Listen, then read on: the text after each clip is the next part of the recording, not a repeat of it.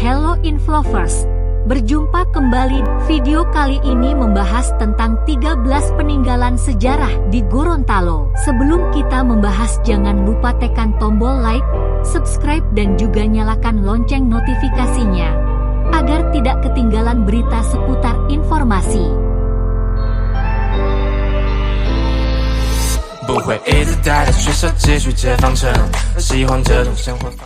Video kali ini membahas tentang 13 peninggalan sejarah di Gorontalo. Gorontalo adalah provinsi di Indonesia yang lahir pada tanggal 5 Desember 2000 dan memiliki ibu kota provinsi bernama sama, yaitu Kota Gorontalo. Sama halnya dengan ibu kotanya, Provinsi Gorontalo terkenal dengan julukan Serambi Madinah. 13 peninggalan kerajaan Gorontalo. Pertama, Sekolah Dasar Negeri 61 Kota Gorontalo. Sekolah Dasar Negeri 61 Kota Gorontalo adalah sebuah bangunan sekolah yang terletak di Jalan MH Tamrin nomor 123, Kelurahan Ipilok, Kecamatan Kota Timur. Bangunan ini didirikan pada masa pemerintahan Belanda dan sampai saat sekarang difungsikan sebagai bangunan sekolah. Pada awal penggunaan sekolah ini bernama HIS tahun 1918-1950. Kedua, Benteng Maas. Datang berkunjung ke Kabupaten Gorontalo Utara, Provinsi Gorontalo, dapat dilihat peninggalan Portugis, yakni Benteng Maas. Menurut warga sekitar, benteng ini merupakan benteng Portugis pada masa abad ke-18 yang fungsinya untuk mengontrol keamanan perairan Laut Sulawesi kala itu. Ketiga, Benteng Orange.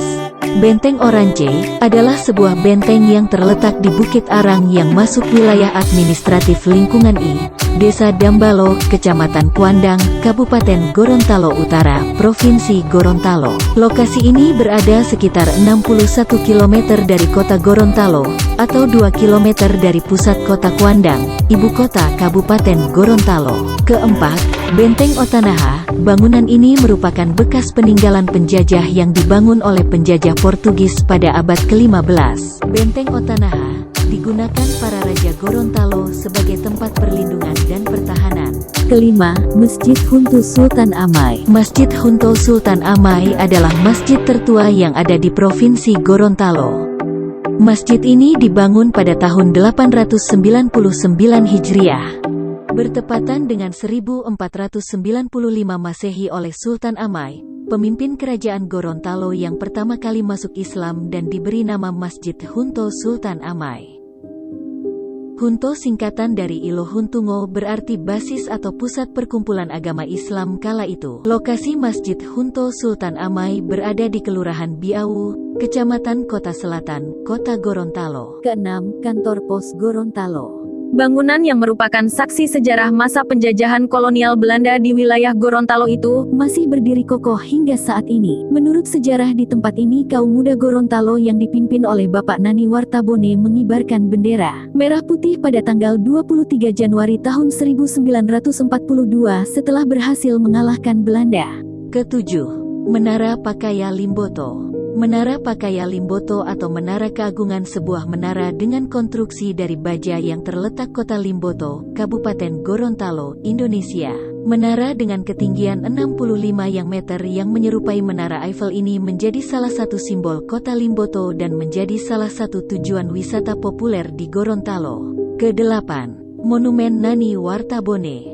Monumen Nani Wartabone adalah patung seorang pahlawan dari Gorontalo yang bernama Nani Wartabone. Nani Wartabone adalah putra asli daerah Gorontalo, yang telah banyak mengabdikan diri sebagai pejuang bangsa dan negara, dalam gerakan patriotisme dalam melawan penjajah. Kesembilan, Museum Pendaratan Pesawat Amfibi Soekarno. Museum Pendaratan Pesawat Amfibi adalah museum yang terletak di Desa Iluta, Kecamatan Batuda, Kabupaten Gorontalo, Provinsi Gorontalo. Saat Soekarno berkunjung ke Gorontalo, 2 kali menggunakan pesawat amfibi dan mendarat di Danau Limboto. Soekarno untuk pertama kalinya berkunjung ke Gorontalo pada 1950 dan kembali lagi pada 1956. Kini, jejak Soekarno di tempat itu dibuat sebagai museum. Dulunya, bangunan yang kini menjadi museum tersebut adalah rumah peninggalan Belanda yang dibangun pada 1936.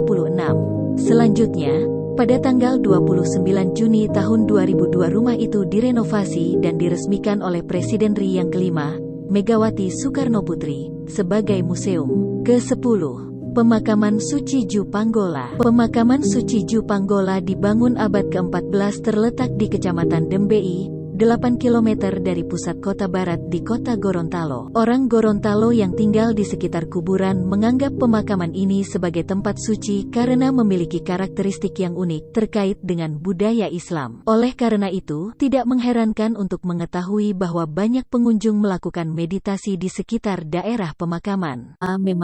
Kisah Ju Panggola memang diwarnai dengan beragam mitos. Orang Gorontalo di zaman dulu mengenal Ju Panggola sebagai kakek tua berjenggot panjang dan berjubah putih yang panjangnya sampai ke lutut. Sebagian warga Gorontalo masih menganggap makam Ju Panggola ini keramat lantaran jejak sejarah dan masa lalu sang tokoh. Konon terdapat tanah putih yang hanya ada di makam Ju Panggola saja. Ke-11. Rumah adat Bantayo Pomboide. Bantayo Pomboide dari namanya terdiri atas kata Bantayo yang berarti bangsal, balai, dan Pomboide yang berarti berbicara. Bantayo Pomboide 1 dapat diartikan sebagai bangunan sebuah rumah gedung atau balai tempat berkumpul dan bermusyawarah. Akan tetapi di pihak lain, Bantayo Pomboide dapat berarti organisasi pemerintahan yang berbentuk dewan yang sering juga disebut sebagai dewan kerajaan. Jadi Bantayo Pomboide 2, adat dan syarat hukum yang bersendi ajaran Islam. Ke-12, Rumah Adat Dulohupa.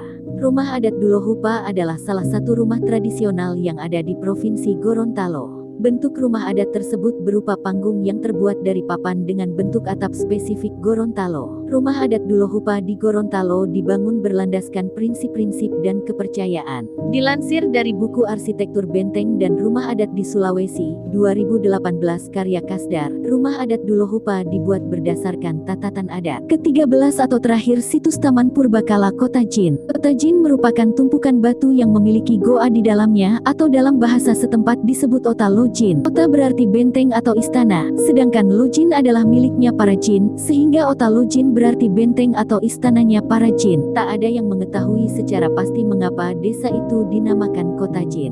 Namun cerita yang beredar di kalangan masyarakat, bangunan berupa bebatuan stalaktit yang tersusun rapi dan terjadi karena proses alam itu dulunya dihuni Raja Jin Pantai Utara. Tempat lain yang bisa dijumpai di dalam Gua Jin adalah bak penampung air yang terbuat dari bebatuan. Konon penampungan air itu terbentuk secara alami. Di ujung gua, pengunjung bisa menjumpai batu yang mirip dengan singgasana raja yang dipercaya warga bahwa itu tempat duduk Raja Jin. Sebelum menjadi perkampungan, kawasan tersebut sering terdengar suara pengajian dan azan yang diyakini bersumber dari dalam gua.